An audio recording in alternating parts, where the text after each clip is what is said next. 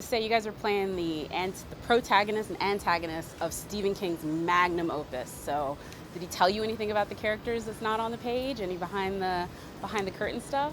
I said, give me a one-liner, just something to jump with to get my imagination going. He wrote back and he goes, Walter's got the world by the strings and a shit-eating grin or something like that. And that's all he wrote. And that's all I really talked to him. Was that right there.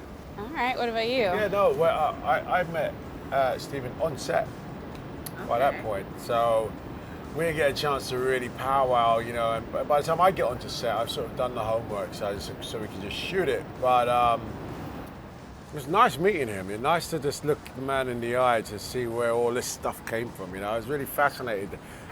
You know, he was 19 when he started writing this book and the series, so it was really fascinating to look at him now.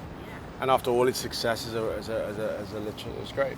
Excellent. So I have to ask you, how much were you playing with your guns on set? Because the gun work was all the amazing. time. I had my gun, I kept flicking it around, I loved doing it. And they're pretty heavy, so you know I had to get my guns up, my real guns up to hold them up. But just because I really wanted to make it look like this is second nature to Roland.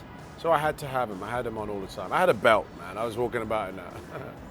And then Matt, like you've played characters where I feel they're villainous, but not like villains. But this one, you go deep into the devil, as it were. Like I loved your character in Killer Joe, but this one is just no redemption, I think, in him. What made you want to go that deep into it? About the books? Was it the character on the page? The fun of playing the devil or devil personified. I mean, there's the endless imagination, and the more you think about it, I mean, or don't think about it. I don't want to go down too deep of a rabbit hole here, but there's plenty. There's endless material. All you got to do is open your eyes and look around. All you got to do is look in the mirror and go, you know, the mendacities, the hypocrisies, the devil sometimes just swaths out an entire region and millions of people, whether it's, you know, a disease or a war. Other times it's very personal, and he exposes one person's hypocrisy and they implode right in front of him. So there's just many different wonderfully delicious ways to go to be bad.